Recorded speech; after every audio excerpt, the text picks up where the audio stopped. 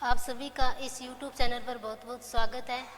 आज हम पशु परिचर के भाग 1 के सामान्य विज्ञान के एक टॉपिक डाइजेस्टिव सिस्टम के बारे में चर्चा करेंगे, जो कि है ऑल कॉम्पिटिटिव एग्जाम में आता है। जिंदगी की कठिनाइयों से भाग जाना आसान होता है। जिंदगी में हर पहलू इम्तिहान होता है। डरने वालों को नहीं मिलता कुछ, जिंदगी में लड़ने वालों के कदमे में जहान होता है। इसी के साथ हम आज पाचन तंत्र के बारे में चर्चा करेंगे।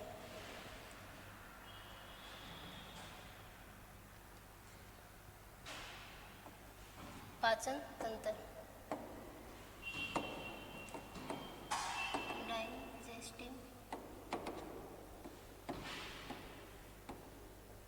डाइजेस्टिव सिस्टम की पाचन तंत्र क्या होता है, इसमें कौन कौन से भाग हैं काम में आते हैं। तो पाचन तंत्र में सबसे पहले हम चर्चा करेंगे पाचन की। पाचन क्या होता है? हमें कोई भी काम करने के लिए ऊर्जा की आवश्यकता होती है और वह ऊर्जा हमें भोजन के द्वारा मिलती है।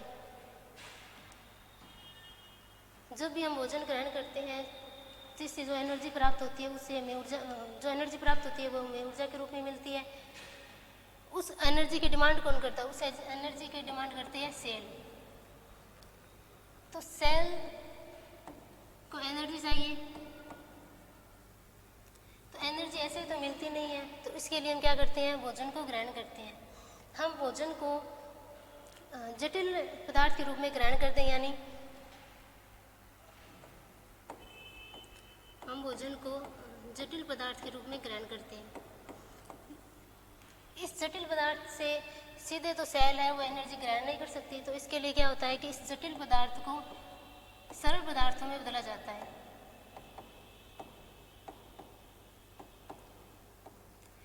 जटिल पदार्थ को सरल पदार्थों में बदलने के लिए एंजाइम्स की आवश्यकता होती है।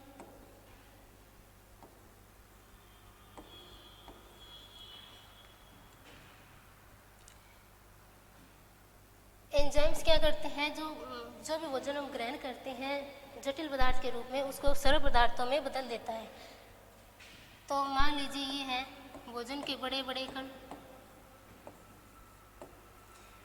यानी जटिल पदार्थ है। इसको किसमें, इस छोटे छोटे कणों में तोड़ने का कार्य किसने कर दिया? एंजाइम्स। अब ये छोटे छोटे कण हो गए। इस छोटे छोटे कणों का अवशोषण है, वो सेल है, वो आसानी से कर लेती है।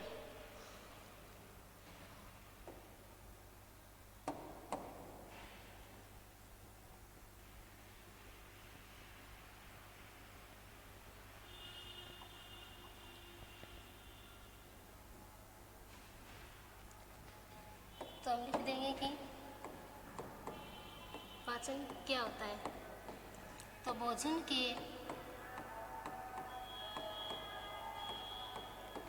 जटिल पदार्थों को एंजाइम की सहायता से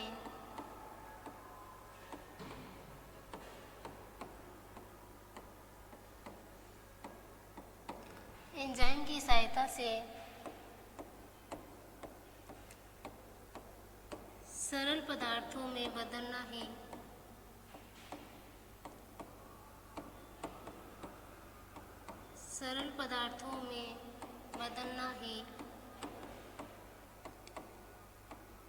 पाचन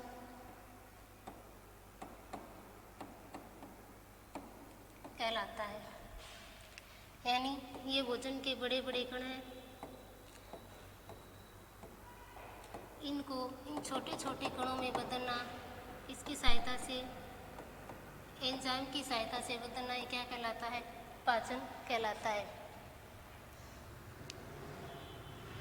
या भोजन के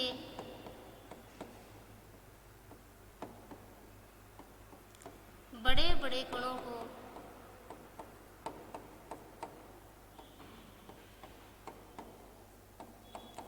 छोटे छोटे कणों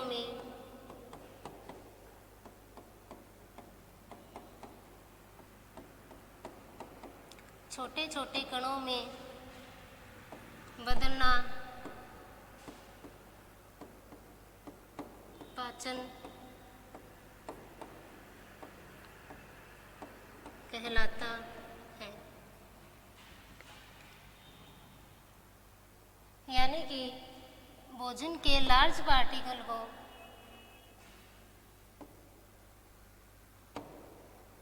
स्मॉल पार्टिकल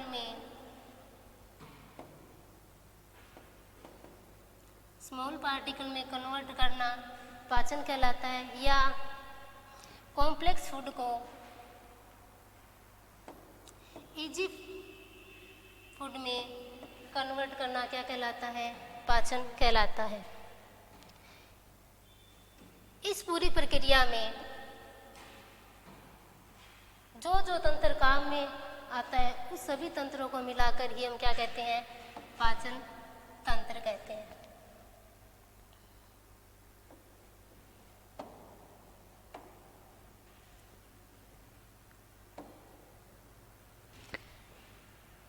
फिर आता है कि पाचन तंत्र के कितने पद होते हैं? तो पाचन तंत्र के 5 पद होते हैं।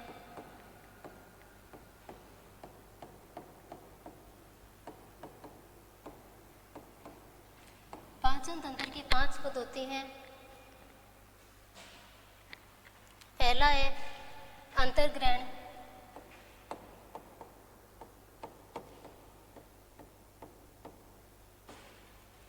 दूसरा है पाचन, तीसरा है अवशोषण,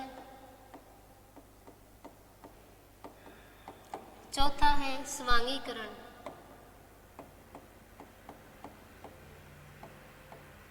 और 5वां है बहिक्षेपण।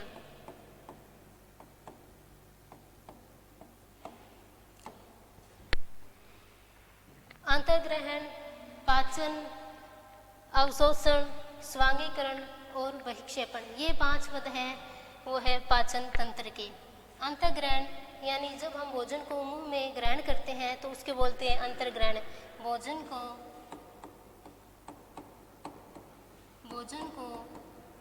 मुख में ग्रहण करना ही क्या कहलाता है? अंतर्ग्रहण कहलाता है। दूसरा आता है पाचन, यानी जिस भोजन को हमने मुख में ग्रहण किया है उसका पाचन करना, यानी जो जटिल पदार्थ हमने मुख में ग्रहण किया है उसको सरल पदार्थ में बदलना क्या कहलाता है? पाचन। तीसरा आता है अवशोषण, जो भी पचित भोजन होता है उसका अवशोषण कर लिया जाता है। जो हमारे शरीर के लिए उपयोगी होता है वो उसका अवशोषण कर लिया जाता है, जो अनुपयोगी होता है उसको बाहर निकाल दिया जाता है। तो तीसरा अवशोषण में क्या होता है? इसमें भोजन का अवशोषण होता है।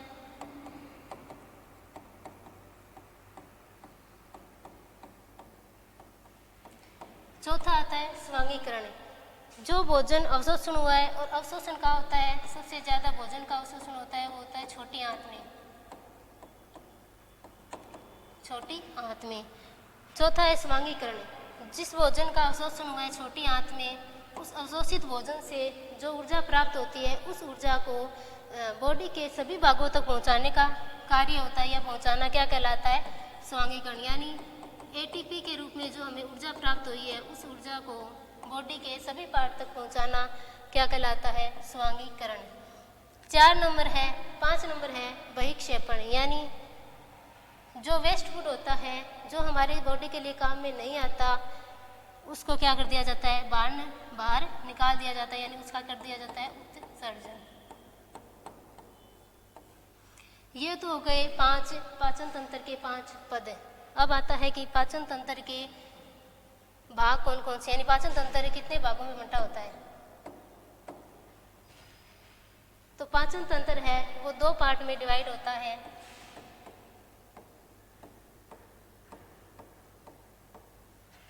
एक होता है आहार नाल, दूसरी होती है पाचन ग्रंथियां, यानी भोजन का पाचन कराने वाली ग्रंथियां। 1 नंबर है आहार नाल,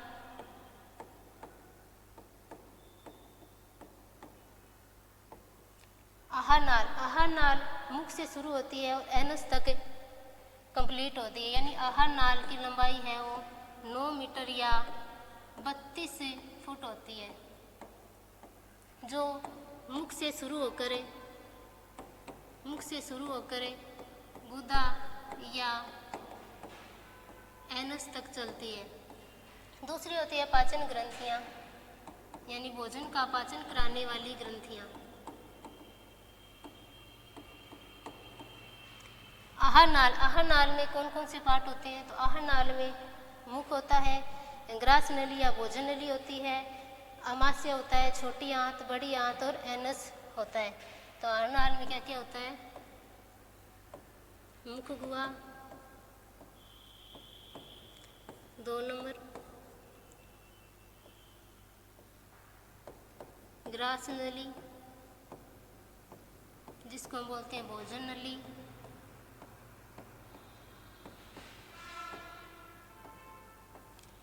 3 नंबर है आमाशय,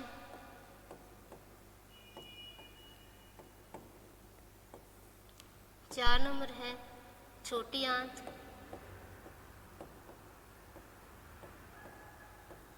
5 नंबर है बड़ी आंत और फिर है एनस या गुदा। फिर आती है पाचन ग्रंथियाँ। तो पाचन ग्रंथियाँ कौन कौन सी होती है? एक होती है लार ग्रंथि, दूसरी होती है जठर ग्रंथि, 3 नंबर होती है अग्नाशय ग्रंथि,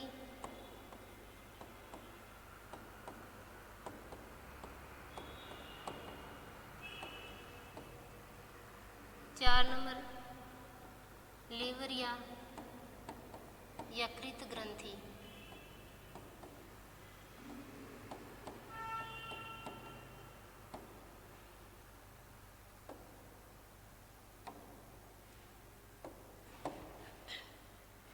तो पाचन तंत्र के 2 पार्ट हमने देखे, एक है आहार नाल, दूसरी है पाचन ग्रंथियाँ। आहार नाल जिसकी लंबाई 9 मीटर या 32 फुट होती है, जो मुख से शुरू होकर गुदा तक चलती है, जिसमें मुख गुहा है, ग्रास नली है, अमाशय है, छोटी आंत, बड़ी आंत और गुदा है। दूसरी तरफ है पाचन ग्रंथि, यानी भोजन का पाचन कराने वाली ग्रंथि है, जिसमें लार ग्रंथि है, जठर ग्रंथि है, यकृत है और लीवर है।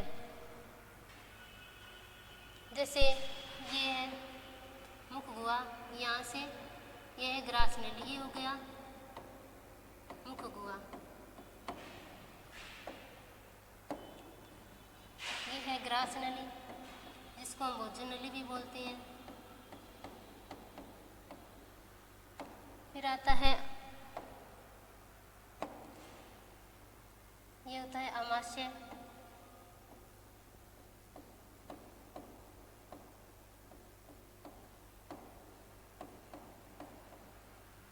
चार नंबर आता है, यहाँ पे हो गया ये लीवर,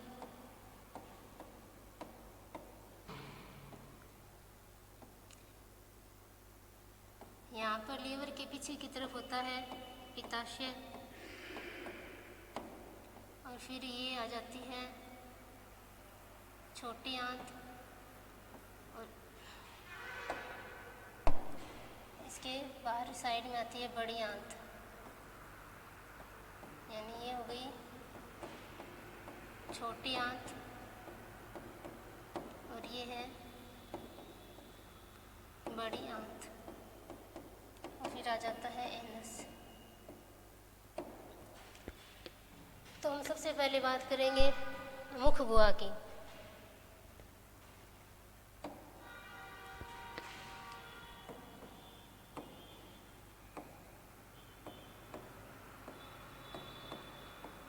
मुख गुहा जिसको हम बक्कल कैविटी भी बोलते हैं। मुख गुहा में क्या क्या होता है? मुख गुहा में 3 भाग होते हैं। एक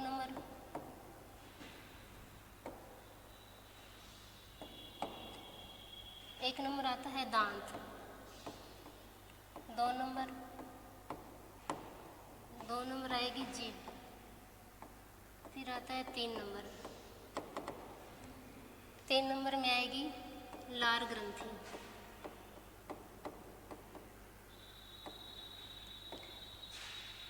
सबसे पहले बात करेंगे हम दांत की, यानी मनुष्य में कितने दांत होते हैं, कौन से दांत का क्या काम होता है। तो पहले आ गया दांत। तो मनुष्य में, वयस्क मनुष्य में यानी अडल्ट मैन है, उसमें 32 प्रकार के दांत पाए जाते हैं। तो कितने पाए जाते हैं? 32। इस 32 दांतों को 4 भागों में विभाजित किया गया है। यानी दांत कितने प्रकार के होते हैं? तो 4 प्रकार के। 1 नंबर में आता है कृतनक, फिर 2 नंबर रदनक, फिर 3 नंबर में होता है अग्रचवर्णक, 4 नंबर चवर्णक। तो 1 नंबर में कृतनक, 2 नंबर रदनक, 3 नंबर अग्रचवर्णक, 4 नंबर में आ जाएगा चवर्णक। यानी इंसीजर, केनाइन, प्रीमोलर और 4 नंबर है मोलर। तो दांत कितने प्रकार के हो गए? दांत 4 प्रकार के हो गए, कृतनक, रत्नक, अग्रचवर्णक और चवर्णक। कृतनक हमारे अंदर कितने होते हैं? तो कृतनक होते हैं 8। कृतनक हो गई 8। रत्नक की संख्या होती है 4। फिर है अग्रचवर्णक जो होते हैं 8 संख्या में, और फिर होते हैं चवर्णक जो 12 होते हैं। अब 4 प्रकार के दांत हो गए। अब चारों प्रकार के दांतों का काम है वो अलग अलग होता है। यानी कृतनक का क्या काम होता है? कृतनक का होता है काटने का। कोई भी वस्तु, जैसे हम कोई एप्पल वगैरह कुछ खाते हैं तो सबसे पहले क्या करते हैं? हम दांतों जो कृतनक दांत है उसकी सहायता से उसको काटते हैं। या जब भी हम कोई स्माइल करते हैं तो सबसे पहले जो दांत बाहर की ओर दिखाई देते हैं वो कौन से होते हैं? कृतनक। इसलिए इसको क्या कहते हैं? स्माइली टीथ भी कहते हैं। स्माइली टीथ भी कहते हैं। इसका क्या काम होता है? इसका होता है भोजन को काटने का। जैसे खरगोश वगैरह है, चूहा वगैरह है, तो वो सबसे उनके जो मुख में दांत होते हैं वो कौन सा होता है? कृतनक होता है, जिसकी सहायता से वो आसानी से कोई भोजन को या वस्तु को क्या करते हैं? काटते हैं। दूसरा है रदनक। रदनक का कार्य होता है चीरना फाड़ना।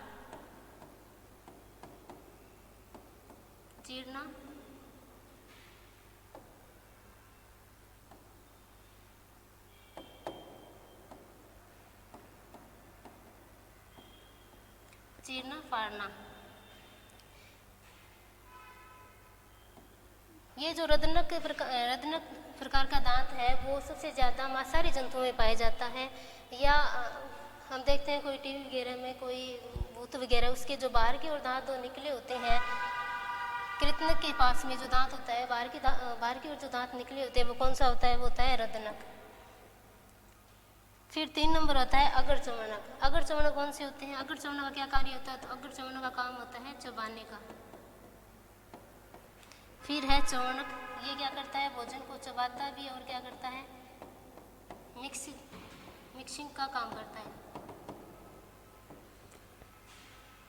तो जैसे ये हमारा ऊपरी और निचला जबड़ा है, इसमें जो आगे की तरफ ये जो 4 दांत होते हैं, 4 ऊपरी और 4 निचले जबड़े में भी कौन से होते हैं? वो होते हैं इंसिजर यानी कृतनक। इसके पास में जो एक थोड़ा लंबा और तीखा दांत होता है, 2 ऊपर और 2 नीचे की तरफ, वो होता है केनाइन यानी रदनक। फिर रदनक के पास में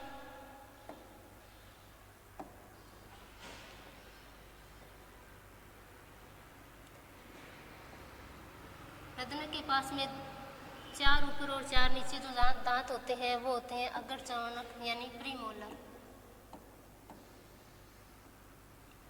फिर रदनक के पास में 6 ऊपर की साइड और 6 नीचे की साइड जो दांत होते हैं उसको हम बोलते हैं मोलर।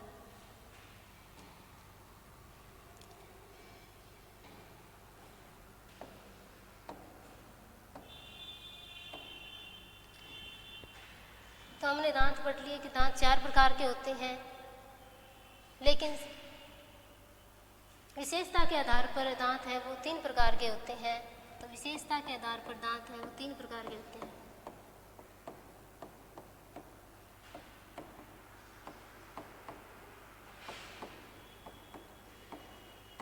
कौन कौन से?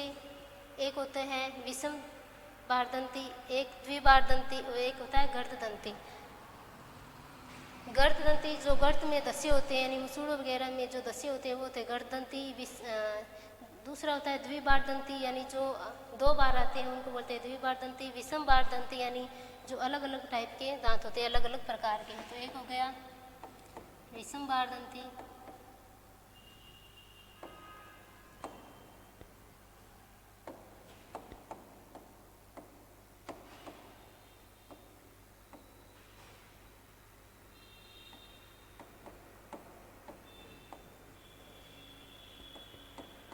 दो नंबर है द्विबारदंती,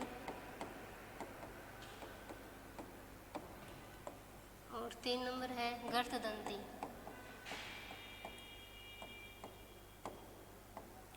विषम बारदंती यानी अलग अलग प्रकार के दांत होते हैं, जो अलग अलग प्रकार के दांत होते हैं।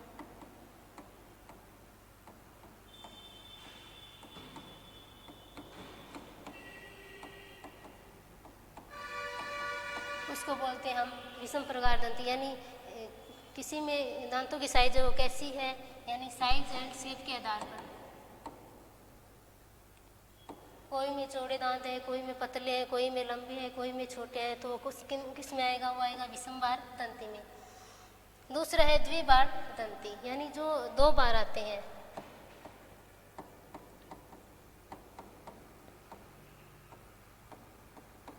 दो बार आते हैं उनको बोलते हैं विषम बार दंती।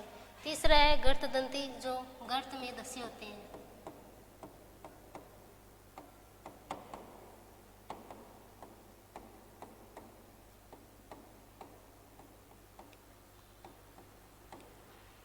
तो संरचना के आधार पर दांत 4 प्रकार के पढ़ लिए, कृतनक, रत्नक, अग्रचर्वणक और चर्वणक। और विशेषता के आधार पर दांत है वो 3 प्रकार के होते हैं, विषम बार दंती, द्विबार दंती और गर्त दंती।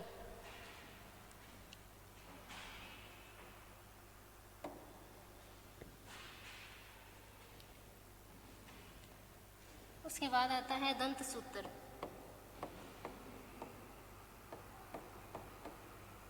यानी मनुष्य का दंत सूत्र क्या है, यानी दांतों का सूत्र क्या है। मनुष्य में दांत 32 होते हैं, जिनको हम क्या बोलते हैं? स्थायी दांत।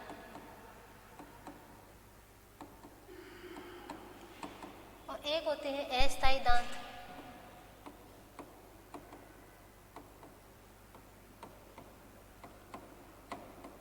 जिनको हम दूध के दांत या मिल्क टीथ भी बोलते हैं।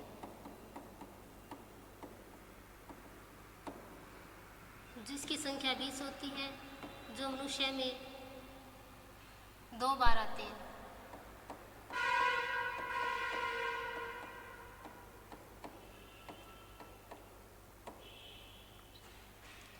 यानी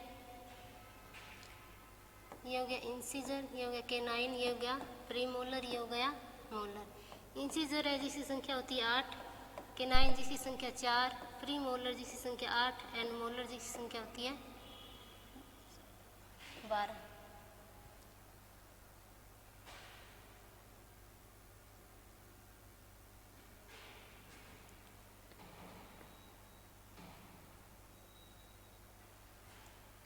मनुष्य का दंत सूत्र है, जो अडल्ट मनुष्य है,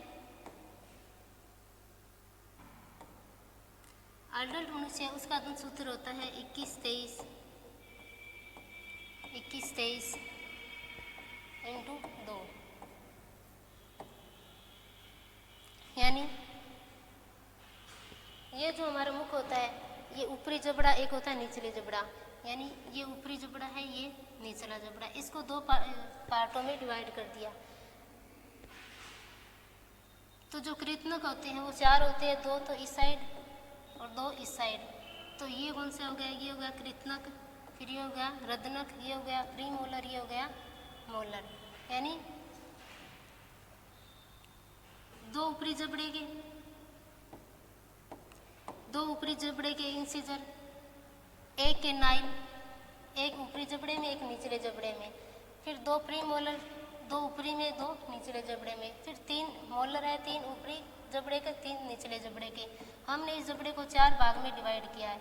एक भाग के 21-23 दूसरे का 21 23, दोनों को गुणा करेंगे तो 32 टोटल आएगा 32। फिर आता है, ये तो हो गया वयस्क मनुष्य का दंतसूत्र। फिर दूसरा आता है बच्चों का दंतसूत्र। बच्चों का दंतसूत्र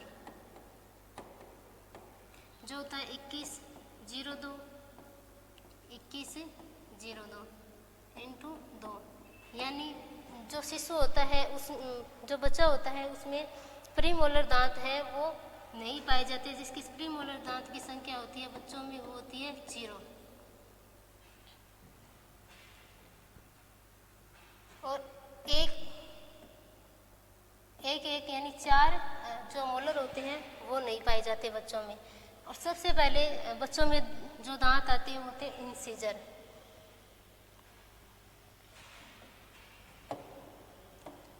ये तो हमने पढ़ लिया दंत सूत्र। इसके बाद में हम पढ़ेंगे 2 नंबर जीभ।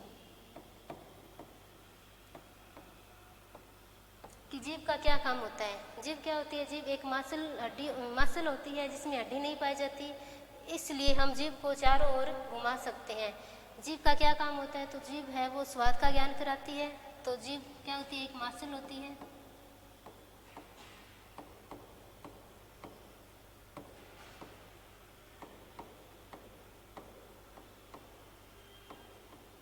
जिसमें हड्डी नहीं पाई जाती।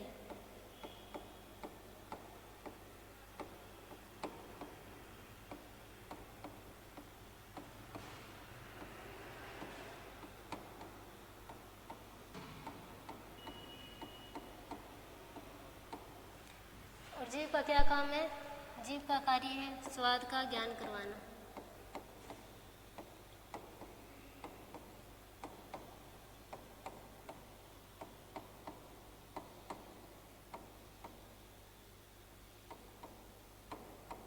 और जीभ क्या करती है? भोजन, हमारे मुख में जो भोजन आया है उसको उसमें लार को मिलाने का कार्य कौन करता है? जीभ करती है। तो लार को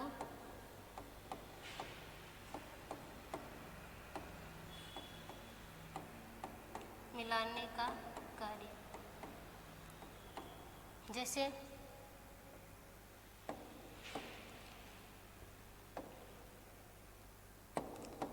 ये हो गई हमारी जीभ।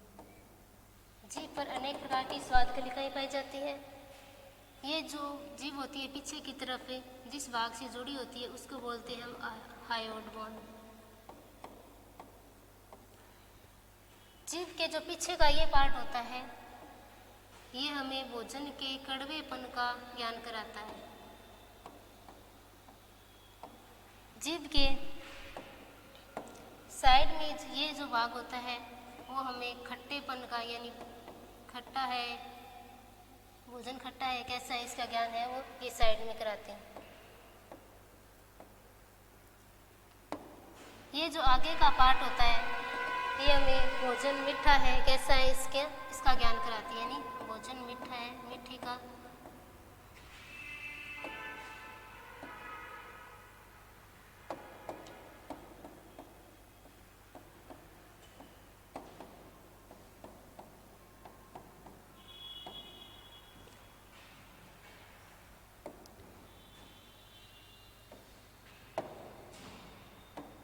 फिर 3 नंबर आता है लार ग्रंथि।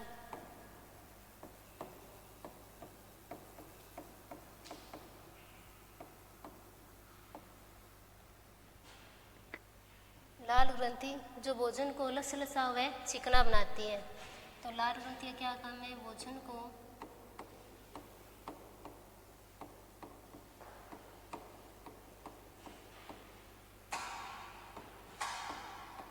चिकना व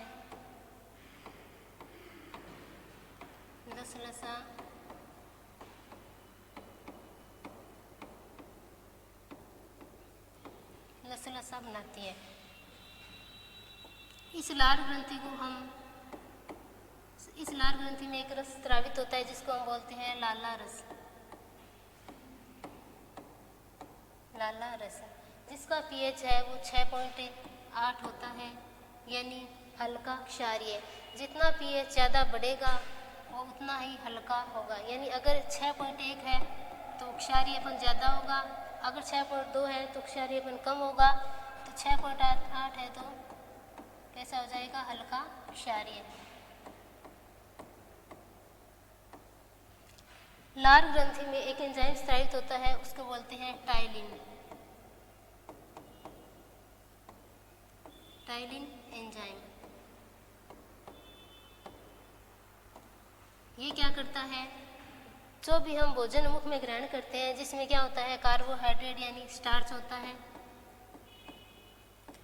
उस स्टार्च को माल्टोज में बदलने का कार्य कौन करता है, टाइलिन एंजाइम। तो स्टार्च को माल्टोज में बदलने का कार्य कौन करता है, टाइलिन एंजाइम।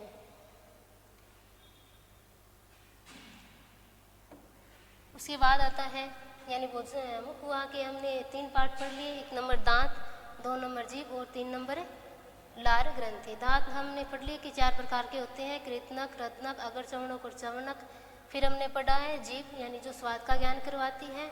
फिर हमने पढ़ लिया लार, जो क्या करती है, एक एंजाइम यानी टाइलिन एंजाइम स्रावित करती है, जो भोजन के स्टार्च है, जो स्टार्च है उसको किसमें, माल्टोज में बदलने का कार्य करती है। उसके बाद है ग्रास नली।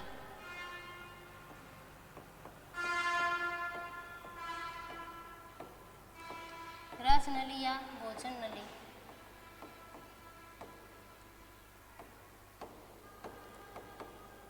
ग्रास नली या भोजन नली में पाचन का कोई कार्य नहीं होता है। इसका कार्य होता है, जो भोजन मुख गुहा में है उसको आमाशय तक पहुंचाने का कार्य करती है ग्रास नली। यानी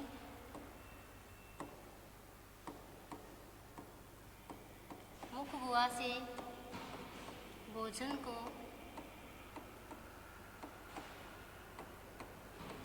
आमाशय तक पहुंचाने का कार्य, आमाशय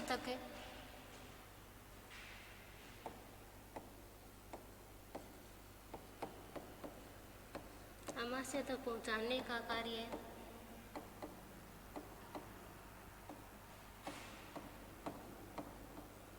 करती है। यानी जो भोजन मुख में आया है उसको आमाशय तक पहुंचाने का कार्य किसने कर दिया, ग्रास नली ने कर दिया। फिर इसके बाद आता है 3 नंबर आमाशय।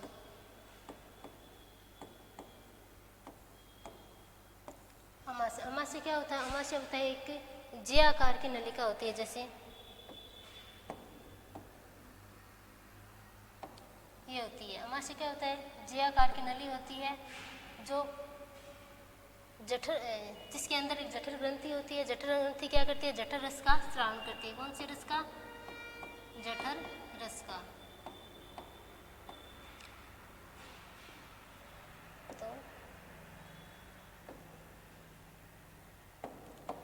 तो हम लिख सकते हैं कि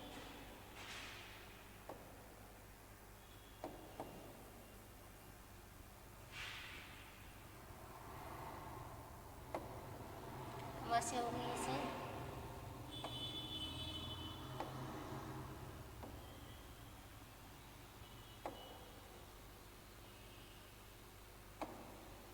जे आकार की नलिका हो गई। तो आमाशय किस आकार की, आमाशय जे आकार की नलिका होती है।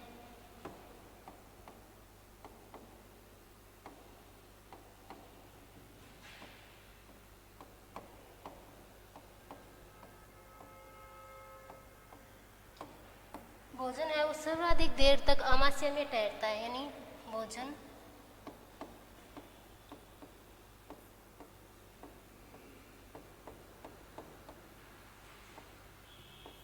सर्वाधिक देर तक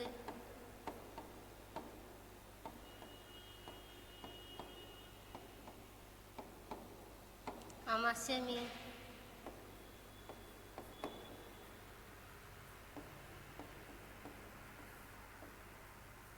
ठहरता है।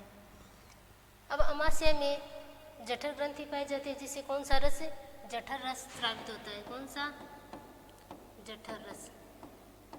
फिर आता है कि आमाशय की दीवारों से एक HCl यानी हाइड्रोक्लोरिक अम्ल है वो स्रावित होता है। कौन सा, HCl स्रावित होता है।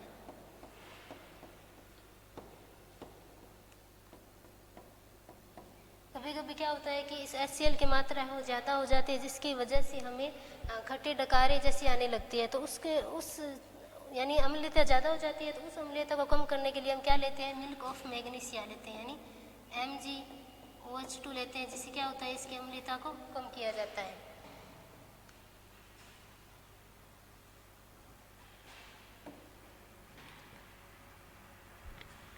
फिर अमाशय होगा। अमाशय के बाद में आता है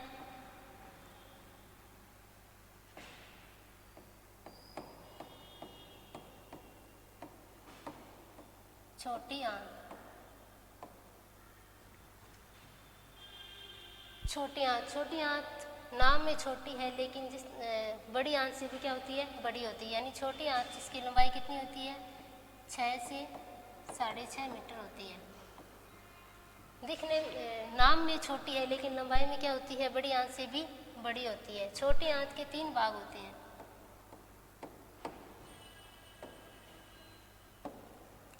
एक नंबर है ग्रहणी, 2 नंबर मध्यांतर,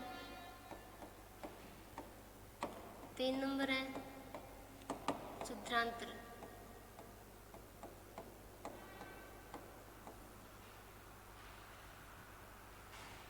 यानी डेडूनम, जेजूनम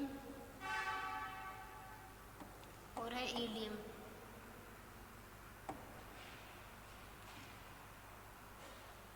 छोटी आंत जिसकी लंबाई कितनी, 6 से 6.5 मीटर, जिसके 3 भाग होते हैं। एक होता है ग्रहणी, एक होता है मध्यांतर, एक होता है शुद्रांतर। भोजन का सर्वाधिक पाचन है वो छोटी आंत में होता है। सर्वाधिक देर तक ठहरता है अमाशय में, लेकिन सर्वाधिक पाचन होता है वो होता है अमाशय छोटी आंत में। तो भोजन का सर्वाधिक पाचन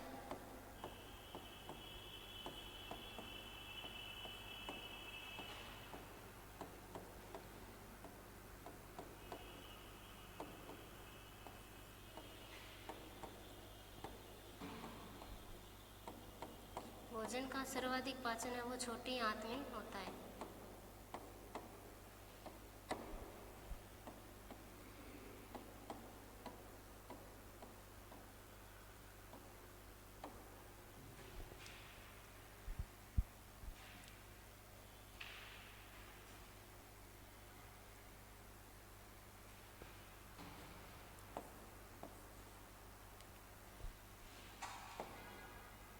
फिर आता है